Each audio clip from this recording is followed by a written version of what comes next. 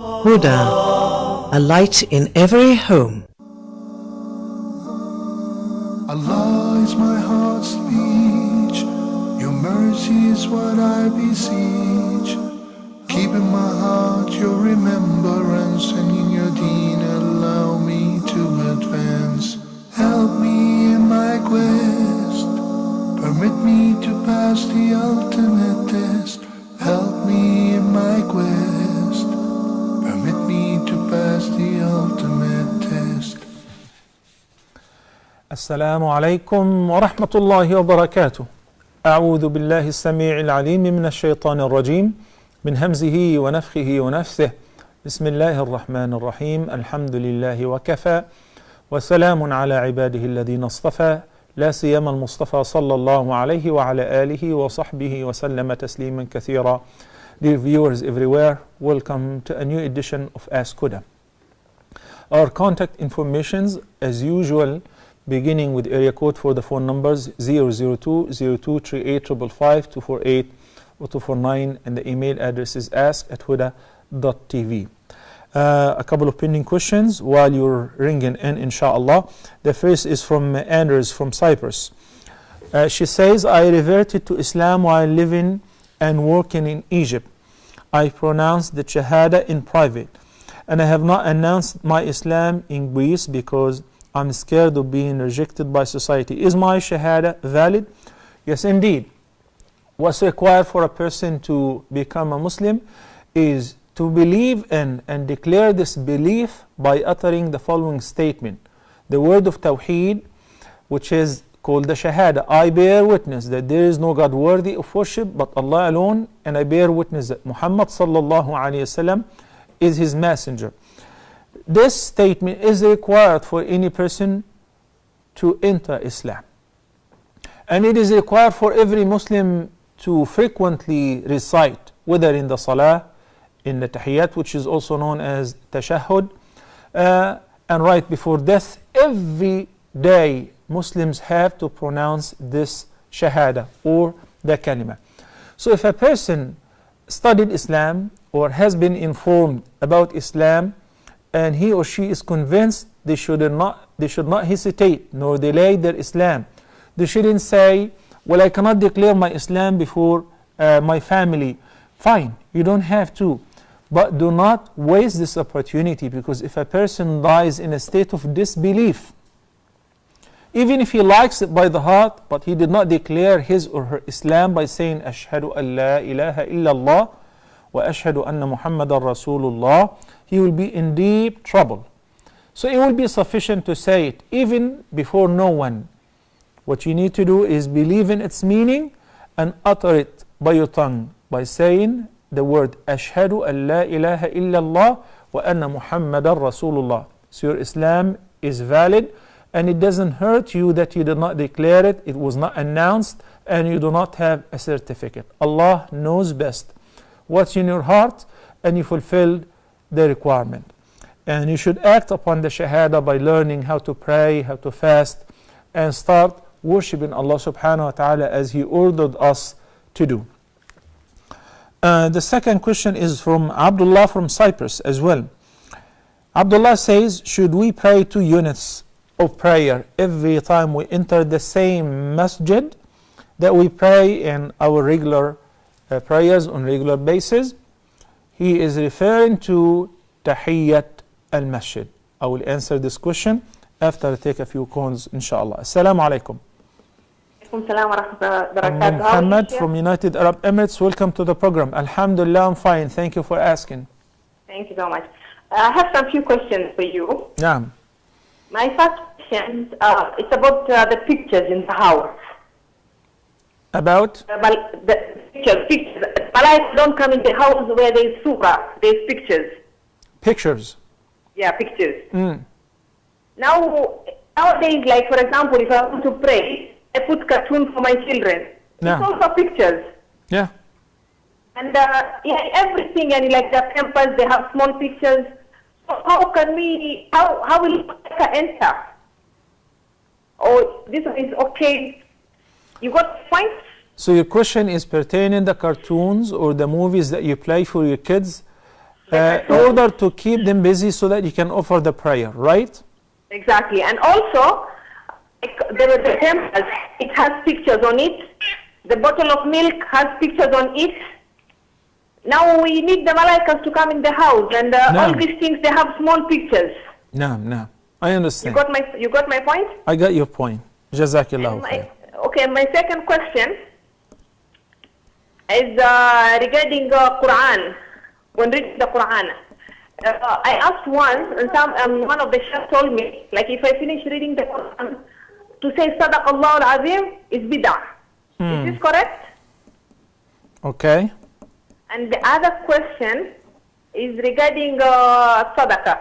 Like, okay, I have dain, and I have people money with me, but I am not able to pay them now completely. And sometimes I get small amount, like say 1 dirham, 2 dirhams. I give out sadaqah. Is this permissible? And on top of it, that I have dain, or should I pay the dain first? And I'm not capable of paying the dain full now. Okay, and I want to make small sadaqah. No. And my other question is regarding the dua. My children are small, so whenever I make dua, I include them in the dua. So for example, like Ravitu billahi rabba, I say Ravina billahi rabba. Correct? Is this bid'ah? Okay. And then the last question, it's about riba and namima. So if I, for example, I talk to myself, like I see something and I say, why like this, that thing? Is that riba and is that backbiting? But talking to myself, not talking to anybody. Muhammad, are you still there? Yeah, I'm here. What was the last question pertaining riba?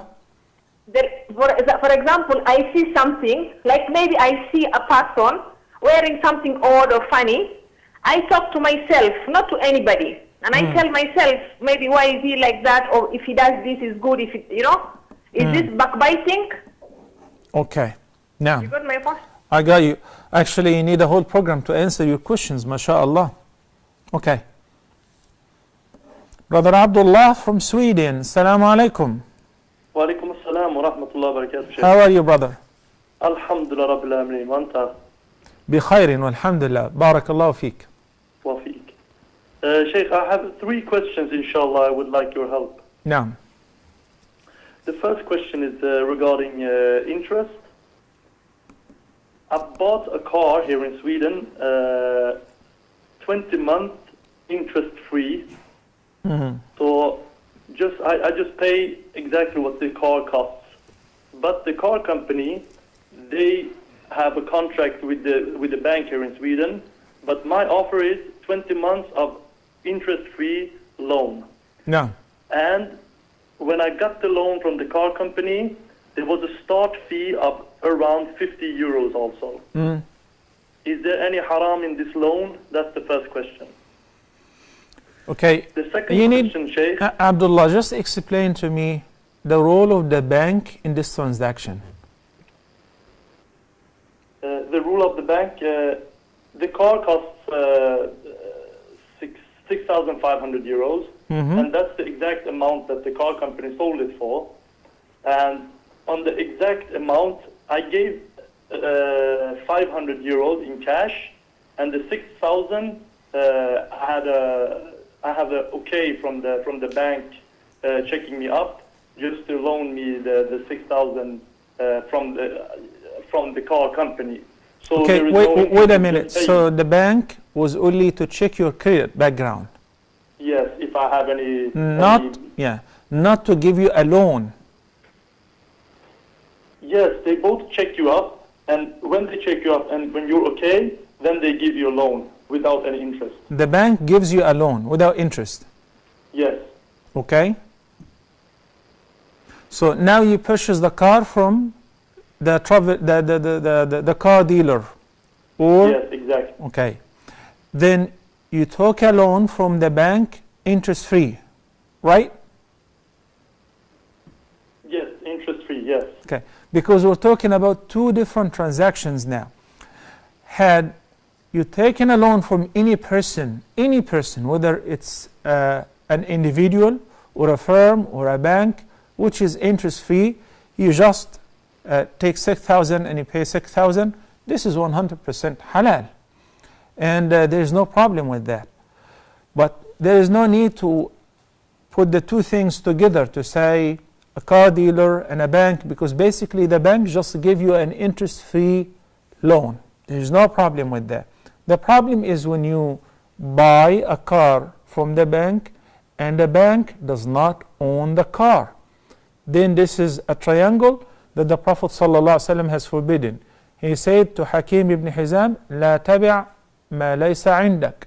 You should not sell something which you do not own. The bank does not own the car.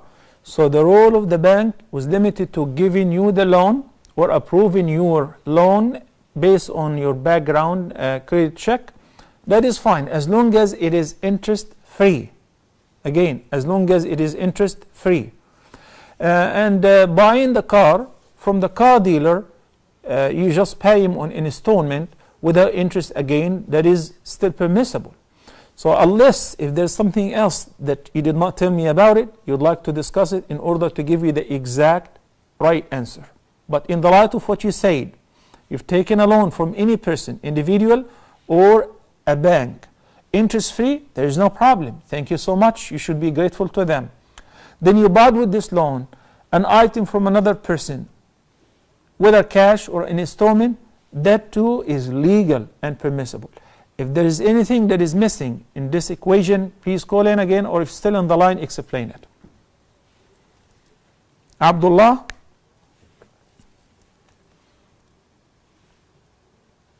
Oh, okay. Okay, I hope you heard the answer. Barakallahu feek. Tahiyatul Masjid, the brother Abdullah from Cyprus asked about earlier. The Prophet sallallahu alaihi wasallam said in the sound hadith, which is agreed upon its authenticity and narrated by a companion known as Abu Qatada, may Allah be pleased with him. He said, whenever you enter the masjid, you should not sit down before offering 2 rak'ahs, the 2 units that you are referring to. It doesn't have to be specific 2 units with the intention of greeting the masjid. Because if you enter and there is a current prayer or a prayer that is due, that you need to pray, whether it's fard or nafil, like the sunnah, emphatic or non-emphatic sunnah, before or after the prayers. So if you enter the masjid and say Allah Akbar and you pray your sunnah, that will do it. So you don't have to make another 2 rak'ahs independent greeting the masjid. Because the effective cause of praying these 2 rak'ahs or the illah is not to sit down before praying. So if I happen to enter and pray any prayer, that will waive the requirement of praying Tahiyatul Masjid, because it will serve the purpose. Also, Jabir ibn Abdullah narrated, and the hadith is collected by Imam Muslim, that there was a poor companion by the name Sulayk al-Ghatafani, who has entered the masjid while the Prophet ﷺ was delivering the Friday sermon. He sat down. The Prophet ﷺ addressed him in front of everybody. He said, have you prayed? He said, no. He said, get up and pray 2 light rak'ahs. So he did.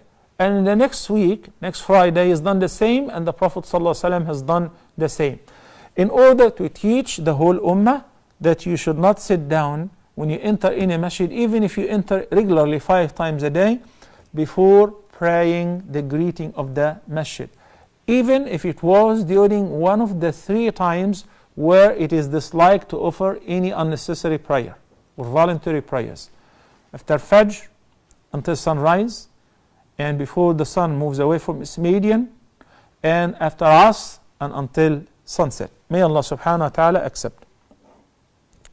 Okay, Brother Abdullah, you're back again on the line. Assalamu alaikum. Alhamdulillah. Assalamu alaikum. Wa alaikum assalam wa rahmatullahi wa barakatuh. Sheikh, the second question. I have a job in Sweden. I've been working approximately 1 month and is as a business developer at the company. And as I started, the manager who hired me, alhamdulillah, I got my conditions that I could pray and go to Jum'ah and everything. MashaAllah. And when I started the job, the first day I came, alhamdulillah, I didn't shake hands with women. Mm-hmm. So it was kind of a reaction for him, and I felt that he wasn't. Of course, we know that Allah has to be pleased, but I'm just trying to tell you the situation, Sheikh. Mm-hmm. And he didn't. He started from day one telling me that, oh, you have offended people and stuff like that. And I said to him that you can relax. This will be good. It will be okay. And by the time has gone now, it's a little bit over 1 month, and I feel that he. A lot of people is nice now, but some people are offended. They don't like it, and I feel, and I've heard one person, talk at the working place and spread rumors and stuff.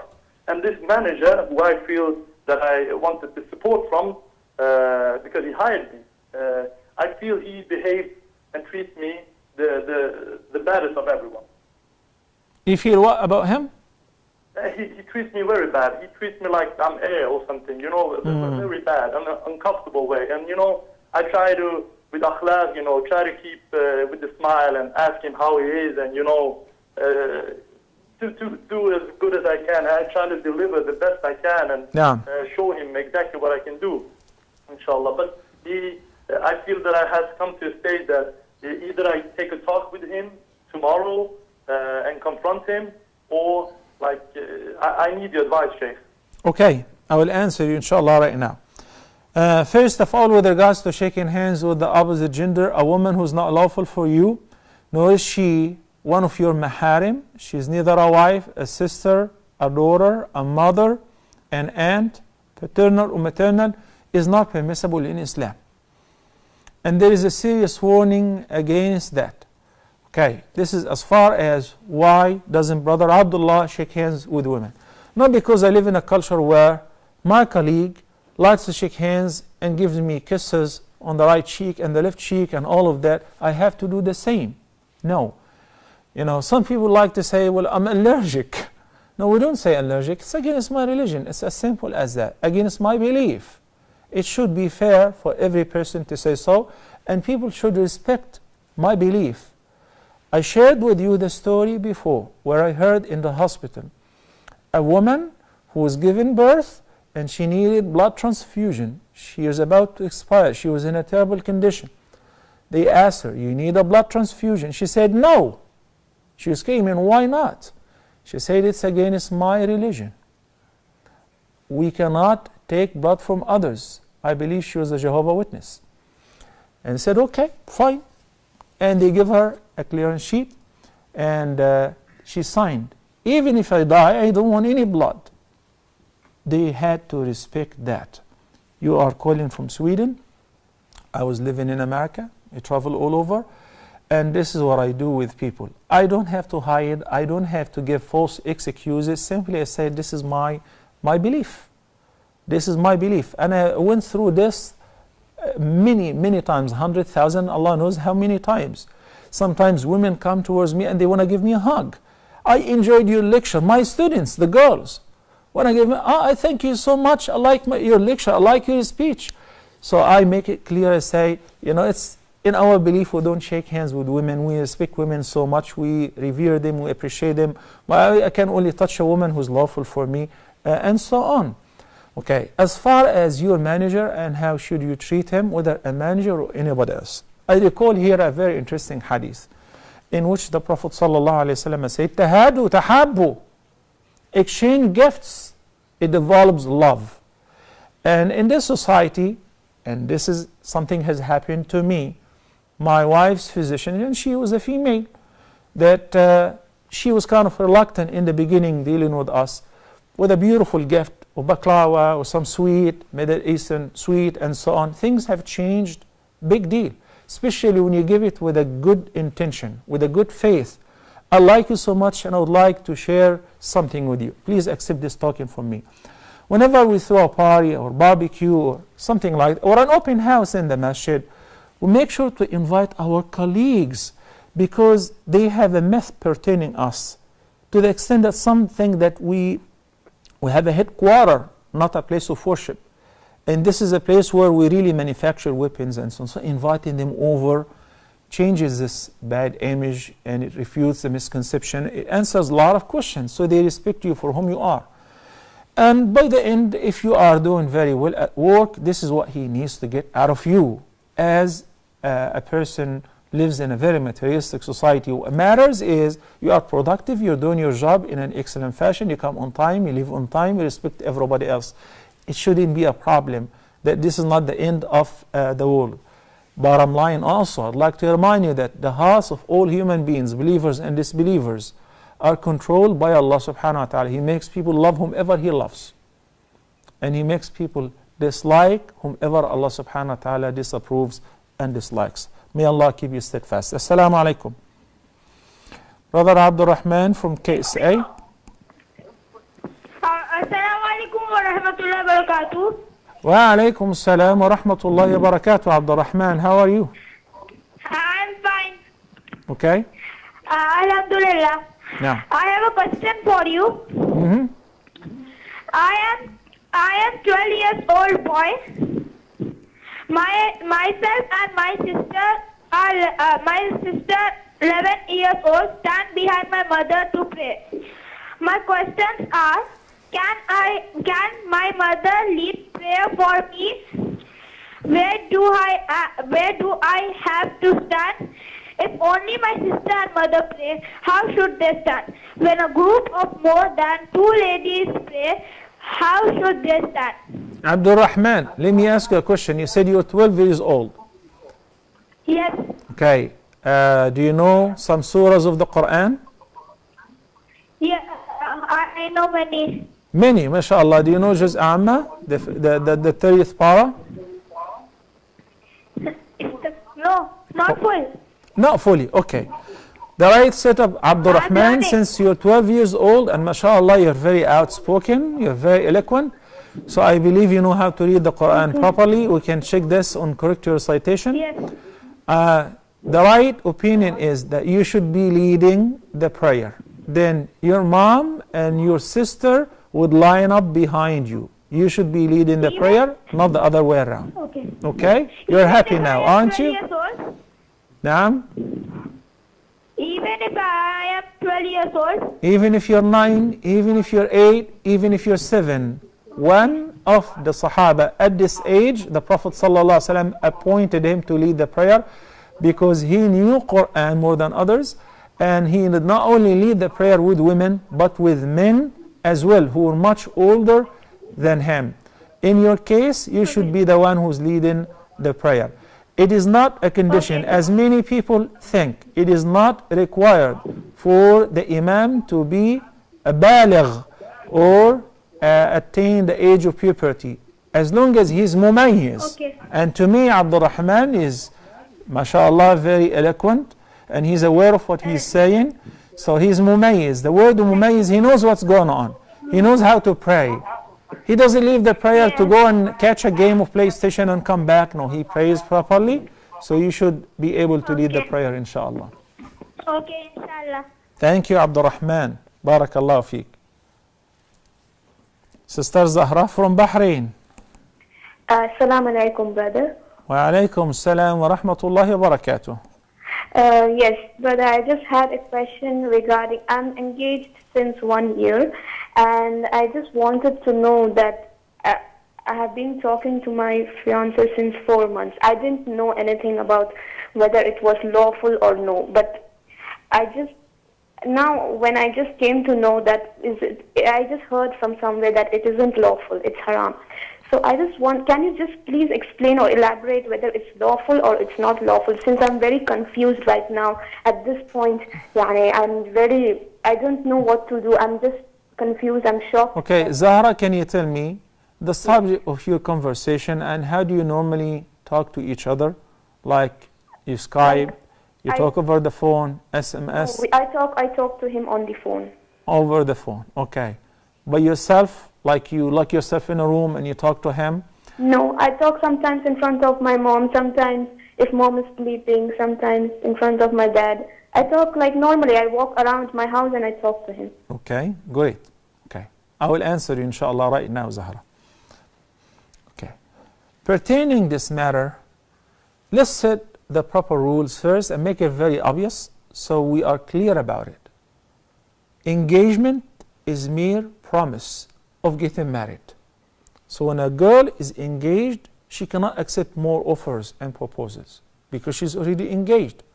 But if she decides, well, I'm not interested, then it is reversible, revocable, and she has the right to turn him off and say, I'm not interested. Likewise with him, and there will not be any obligations or commitment. So it is a promise to get married, which does not make any unlawful lawful, nor does it make any lawful unlawful. What does this mean? It does not make any unlawful lawful. You just heard Brother Abdullah from Sweden is talking about shaking hands with his colleagues. I'm talking about women, and we talked about it, that it is not permissible and so on. I'm engaged. Can I shake hand with my fiancé? No. Can we go out together to dine, to get to know each other better? No. Can we go to a movie together? Can he visit me at home whenever I'm by myself? Can I visit him at home when he's by himself? None of the above. Why? Because till this moment he's still a stranger. I just give him a promise that I will marry him. Okay. What about the other equation? The opposite. It does not make any lawful unlawful. If two sisters, one is engaged to one person, okay, then the person decided to break the engagement and he was interested in her sister and he wanted to marry her. The other sister is still lawful for him. Why? Because they are not married. So it does not make any lawful unlawful because they are not married yet. There are many examples to these two terms.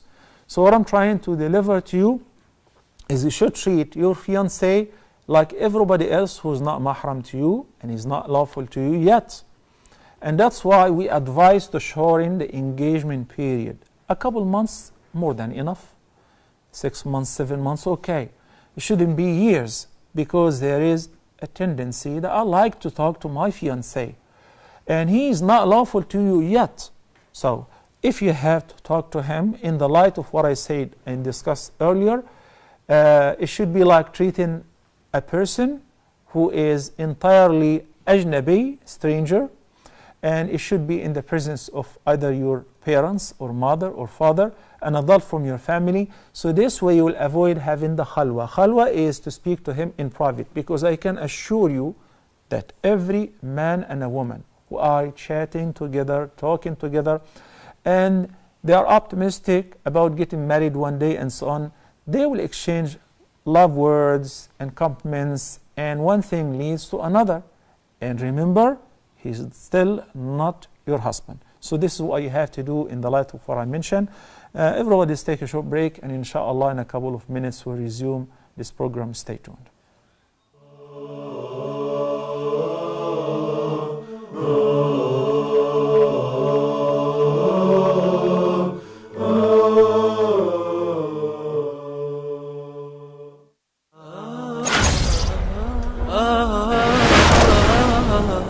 Allah subhanahu wa ta'ala choose whom He wills subhanahu wa ta'ala for His mercy, for His messengership, for the revelation to be revealed. This is not for the human beings to make that decision.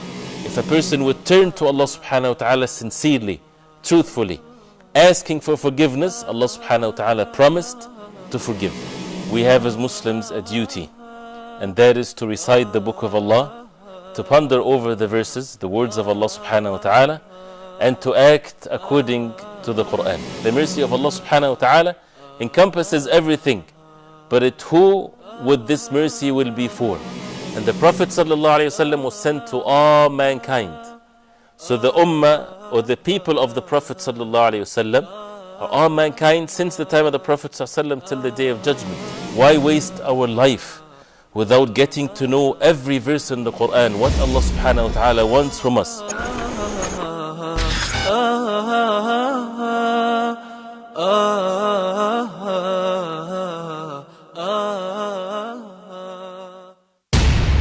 Satanic Verses 1988, Dutch Cartoons 2005, Pope Benedict's Anti-Islam Statements, 2006. The Innocence of Muslims movie and the latest French cartoons, 2012. When will this stop? And the subsequent worldwide violence. Islam says no to such hate that hate produced. Love is not a word, is not just a word, brothers and sisters. So why do you take the initiative and inflame the feelings of Muslims? This violates all freedom of speech. This goes beyond any concept of Western values and freedom of speech for sure. This is not free speech. This is called hate speech. How to reach to the other side and let them understand us as well and know what hurts us and what is not they're supposed not to get close to in their own language. The media here also plays a very important role. It's totally illogical to defend our religion and our prophets in Arabic. We have to defend them in those people's language. Since its inception in 2005, Huda TV has been undertaking the role of peacefully defending the Prophet, peace be upon him, in the best of manners.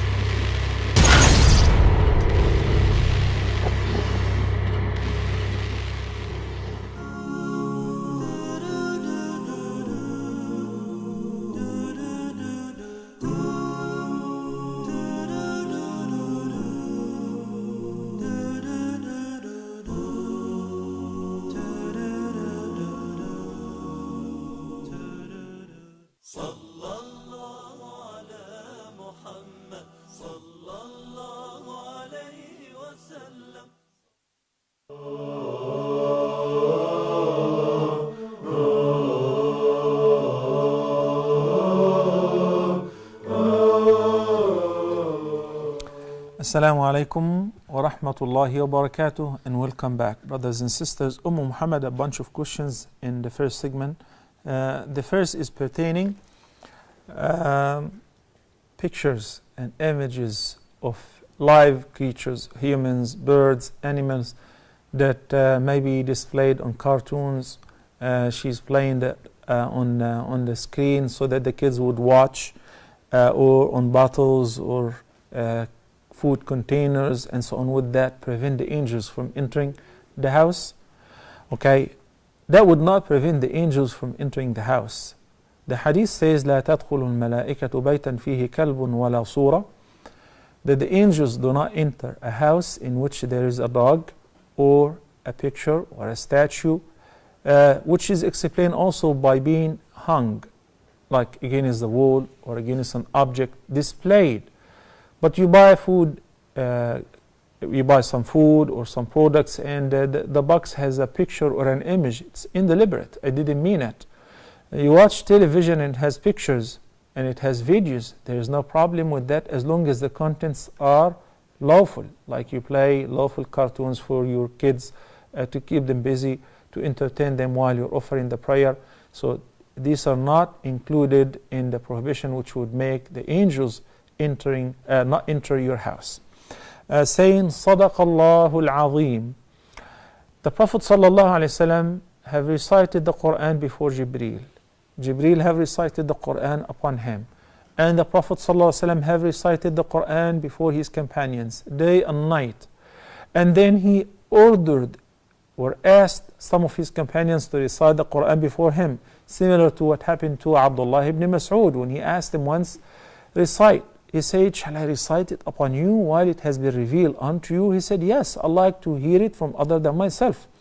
And the hadith is very known when he recited then with one ayah, فَكَيْفَ إِذَا جِئْنَا مِنْ كُلِّ أُمَّةٍ بِشَهِيدٍ وَجِئْنَا بِكَ عَلَى هَؤُلَاءِ شَهِيدًا. At that the Prophet sallallahu alaihi wasallam started crying, and he said to Abdullah ibn Mas'ud, Hasbuk. So the only word that he said, Hasbuk, which is enough. So regularly saying Sadaqallahu al-Azim is not something from the Sunnah. And I'm afraid it may become a bid'ah if the person insists on saying so when he or she, the reciter, thinks it's an inseparable part from the recitation. It is not. Like saying Ameen whenever we finish the recitation of Surah Al-Fatiha. It is only prescribed in the Salah, in the namaz. You don't say this outside the Salah. If somebody is reciting Al-Fatiha, you don't say Ameen if you're not praying. It's only pertaining the prayer. The whole deen is about strictly following the instructions of the Prophet ﷺ. I know that somebody is going to object and say, well, I'm only saying that Allah has spoken the truth. Correct. And Allah subhanahu wa ta'ala said in the Quran, وَمَنْ أَصْدَقُ مِنَ اللَّهِ قِيلًا وَمَنْ أَصْدَقُ مِنَ اللَّهِ حَدِيثًا. And who is more true in his statement than Allah? In his saying than Allah? No one, of course. But to add anything to ibadah, whether it's a namaz or reading the Quran, if you're missing a reference, if you don't have a proof, then you better cease. If somebody says Sadaq Allahu al-Azim at any time, that is perfectly fine. Right now I say Sadaq Allahu al-Azim, since he said, and I quote an ayah, no problem. But when the reciters deliberately mean to say it by the end of every recitation, as if it is a part of the recitation, now we're entering into the area which we should stay away from it, which is inventing. Okay? So if the person says it occasionally, okay, no problem. But when he believes that we should say it upon every recitation, no. This is not from the Sunnah. Pertaining being in debt, not able to pay the debt fully, you're overwhelmed with debt and you would like to give in a charity, so you say the dirham or a few dirhams, that's perfectly fine, because Allah subhanahu wa ta'ala said in the Quran, مَا عَلَى الْمُحْسِنِينَ مِنْ سَبِيلٍ. You're not blameworthy. فَاتَّقُوا اللَّهَ مَا اسْتَطَعْتُمْ لَا يُكَلِّفُ اللَّهُ نَفْسًا إِلَّا وُسْعَهَا. All these ayat talk about you can only do as much as you can. In the hadith, the Prophet sallallahu alaihi wasallam said, مَا أَمَرْتُكُمْ بِهِ فَأْتُوا مِنْهُ مَا اسْتَطَعْتُمْ وَمَا نَهَيْتُكُمْ عَنْهُ فَاجْتَنِبُوهُ. If I order you to do anything, this is pertaining the recommended acts, then do as much as you can out of it.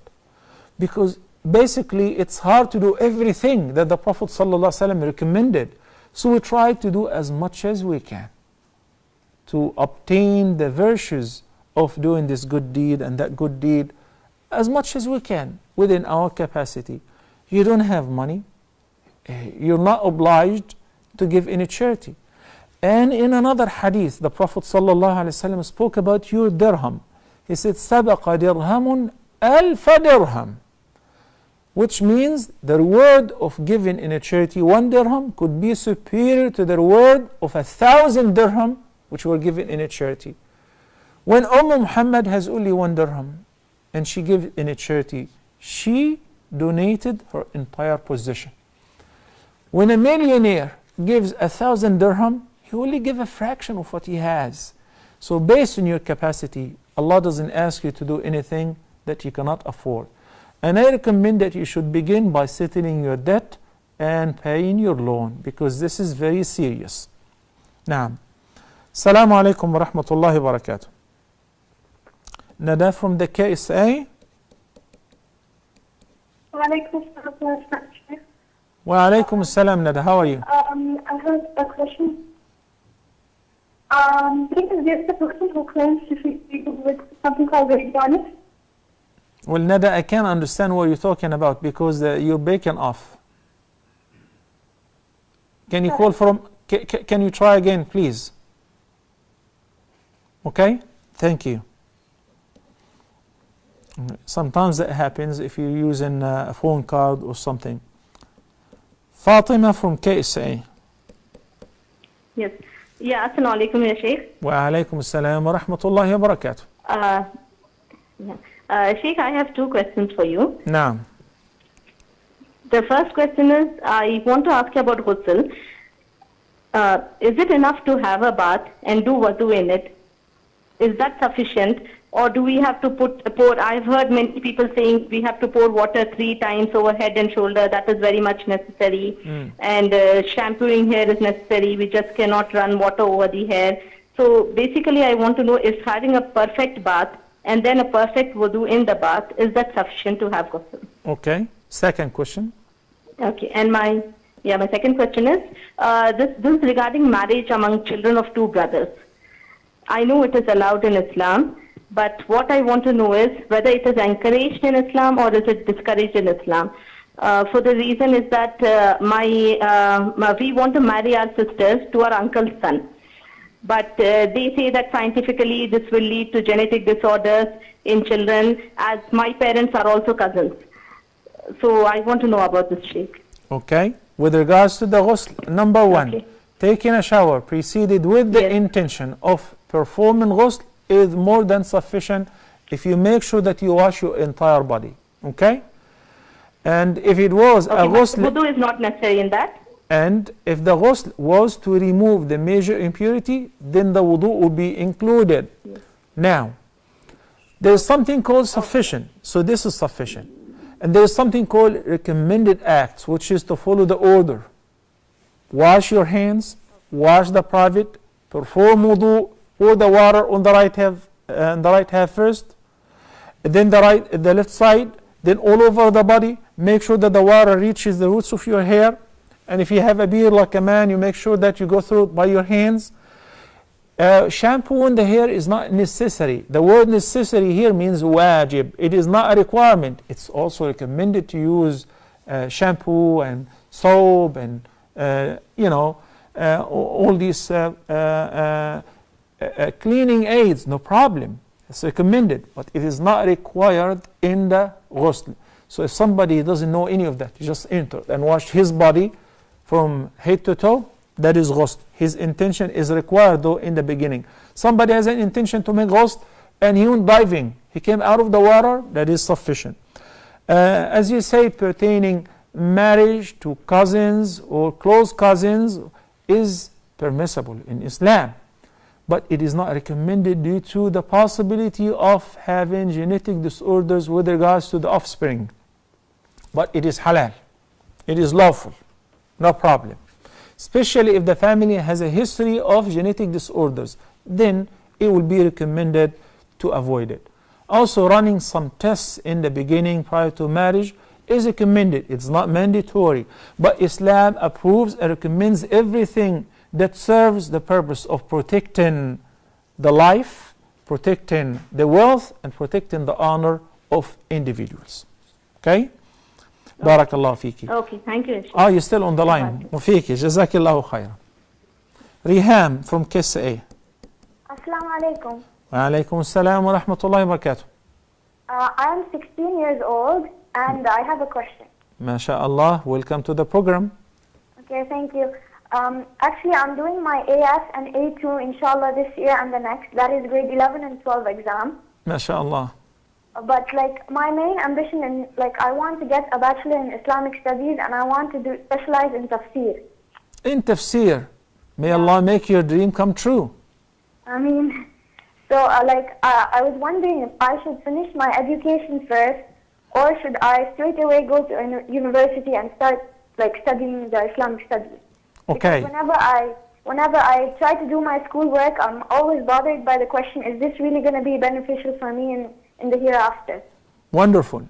Thank you, Rihan. So please, can you tell me some good universities that I can apply to from now? Naam. Okay. Barakallahu fiki. First of all, if you're interested, and I noticed that you're calling from KSA, Mecca, Qura University is a wonderful university and they have a campus for girls. In Roland, I believe in Medina too. So if there is a chance to study Islamic studies right now, do not waste the opportunity. Okay.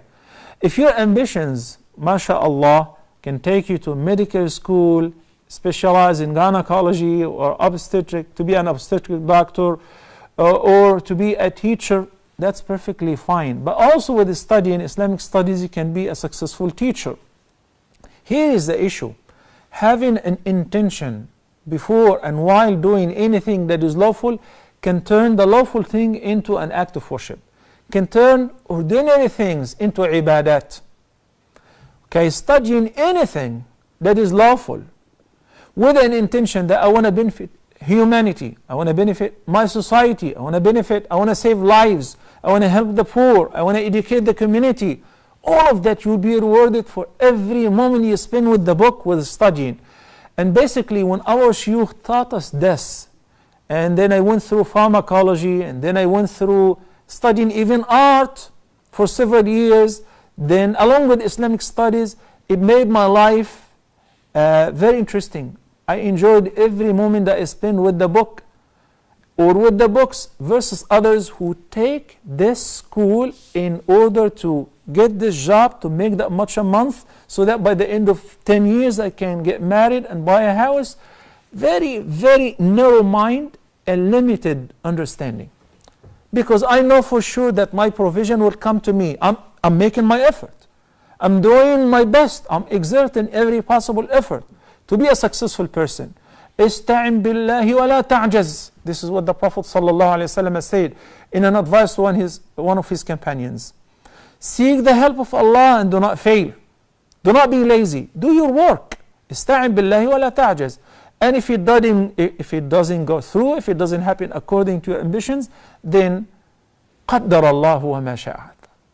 قدر الله وما شاء فعل. This is the ordainment of Allah subhanahu wa ta'ala. But Allah does not waste the work of those who work hard, especially for His sake.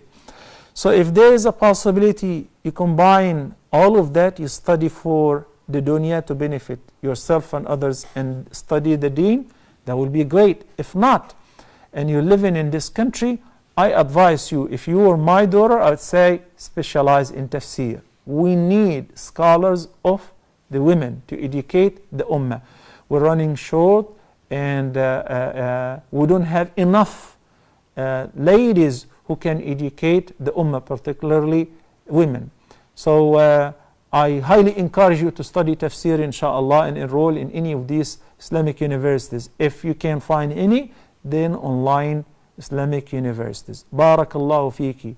And you really made my day. I'm very impressed. I'm very happy to get this call as the last call of the day. The sister Muhammad who said that when she makes dua, she says رضينا بالله ربا والإسلام دينا in plural, in order to include her family or her children who are young and they cannot repeat the dua. Fine, no problem. They will be included inshaAllah Azza Jal. Similarly, if a person is making dua like the Imam, when I make the dua in the masjid, I don't say رضيت بالله ربا in the individual or singular. Rather, I have to say it in plural. In which, in qunut, and by the end of the halqa, I have to make it in plural. So it's not a bid'ah, and the audience should say Ameen. So teach your children to join you in the dua and say Ameen. When you see something or somebody who looks funny, acts funny, and you criticize that, in your mind, this is not ghiba. It is not backbiting, because backbiting involves a third party. You talk to somebody about somebody else in his or her absence. This is the backbiting. But still, that is not recommended, because we're not supposed to belittle people, make fun of them, or lower them even within ourselves, because the Prophet ﷺ ordered us to do this. We should love for our brothers and sisters what we love for ourselves. Would you like people to undermine you? Would you like people to make fun of the colors of your dress? Would you like people to make fun of your height, of your weight? Of course not. So أحب لأخيك ما تحب لنفسك. أقول قولي هذا وأستغفر الله لي ولكم وصلى الله على نبينا محمد وعلى آله وصحبه وسلم, and see you next week inshallah. Assalamu alaikum wa rahmatullahi wa barakatuh. Allah is my heart's speech, your mercy is what I beseech. Keep in my heart your remembrance, and in your deen allow me to advance. Help me in my quest, permit me to pass the ultimate test. Help me in my quest, permit me to pass the ultimate test. And it doesn't hurt you that you did not declare it, it was not announced, and you do not have a certificate. Allah knows best what's in your heart, and you fulfilled the requirement. And you should act upon the shahada by learning how to pray, how to fast, and start worshiping Allah subhanahu wa ta'ala as He ordered us to do. The second question is from Abdullah from Cyprus as well. Abdullah says, should we pray 2 units of prayer every time we enter the same masjid? that we pray in our regular prayers on regular basis. He is referring to Tahiyyat al-Masjid. I will answer this question after I take a few calls, inshallah. Assalamu alaikum. Muhammad from United Arab Emirates, welcome to the program. Alhamdulillah, I'm fine. Thank you for asking. Thank you so much. I have some few questions for you. Yeah. My first question it's about the pictures in the house. About? The pictures. Malaika don't come in the house where there is surah, there is pictures. Pictures? Yeah, pictures. Nowadays, like for example, if I want to pray, I put cartoon for my children. Yeah. It's also pictures. Yeah. And everything, and like the temples, they have small pictures. So how can we, how will Malaika enter? Or this is okay? You got the point? So your question is pertaining the cartoons or the movies that you play for your kids? About riba and namima. So if I, for example, I talk to myself, like I see something and I say, why like this, that thing? Is that riba and is that backbiting? But talking to myself, not talking to anybody. Muhammad, are you still there? Yeah, I'm here. What was the last question pertaining riba? For example, I see something, like maybe I see a person wearing something odd or funny. I talk to myself, not to anybody. And I tell myself, maybe why is he like that? Or if he does this is good, if it, is this backbiting? Okay. Now, You got my point? I got you. Actually, you need a whole program to answer your questions, mashallah. Okay. Brother Abdullah from Sweden, Assalamu alaikum. Wa alaikum assalam wa rahmatullahi wa barakatuh. How are you, brother? Alhamdulillah Rabbil Alameen. Wa anta? بخير والحمد لله. بارك الله فيك. Wa feek. Sheikh, I have 3 questions, inshallah. I would like your help. نعم. The first question is regarding interest. I bought a car here in Sweden, 20-month interest-free. So I just pay exactly what the car costs. But the car company, they have a contract with the bank here in Sweden. But my offer is 20 months of interest-free loan. No. And when I got the loan from the car company, there was a start fee of... What's required for a person to become a Muslim is to believe in and declare this belief by uttering the following statement. The word of Tawheed, which is called the Shahada. I bear witness that there is no God worthy of worship but Allah alone, and I bear witness that Muhammad sallallahu alayhi wasallam is his messenger. This statement is required for any person to enter Islam. And it is required for every Muslim to frequently recite, whether in the Salah, in the Tahiyyat, which is also known as Tashahhud, and right before death. Every day Muslims have to pronounce this Shahada or the Kalima. So if a person studied Islam or has been informed about Islam and he or she is convinced, they should not hesitate nor delay their Islam. They shouldn't say, well, I cannot declare my Islam before my family. Fine, you don't have to. But do not waste this opportunity, because if a person dies in a state of disbelief, even if he likes it by the heart, but he did not declare his or her Islam by saying, Ashhadu an la ilaha illallah wa ashhadu anna Muhammadan Rasulullah, he will be in deep trouble. So it will be sufficient to say it, even before no one. What you need to do is believe in its meaning and utter it by your tongue, by saying the word Ashhadu an la ilaha illallah wa anna Muhammadan Rasulullah. So your Islam is valid. Huda, a light in every home. Allah is my heart's speech. Your mercy is what I beseech. Keep in my heart your remembrance, and in your deen allow me to advance. Help me in my quest. Permit me to pass the ultimate test. Help me in my quest. Permit me to pass the ultimate test. السلام عليكم ورحمة الله وبركاته. أعوذ بالله السميع العليم من الشيطان الرجيم من همزه ونفخه ونفثه. بسم الله الرحمن الرحيم. الحمد لله وكفى وسلام على عباده الذين اصطفى لا سيما المصطفى صلى الله عليه وعلى آله وصحبه وسلم تسليما كثيرا. Dear viewers everywhere, welcome to a new edition of Ask Huda. Our contact informations as usual, beginning with area code for the phone numbers 002-0238-555-248 or 249, and the email address is ask@huda.tv. A couple of pending questions while you're ringing in, inshallah. The first is from Anders from Cyprus. She says, I reverted to Islam while living and working in Egypt.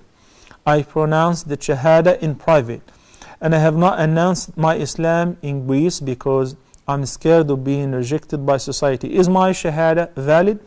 Yes, indeed. In order to keep them busy so that you can offer the prayer, right? Exactly. And also, the temples, it has pictures on it. The bottle of milk has pictures on it.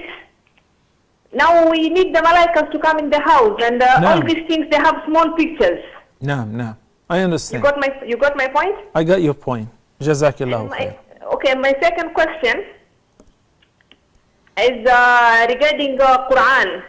When reading the Quran, I asked once, and one of the chefs told me, like if I finish reading the Quran, to say Sadaqallahu al-Azim is bid'ah.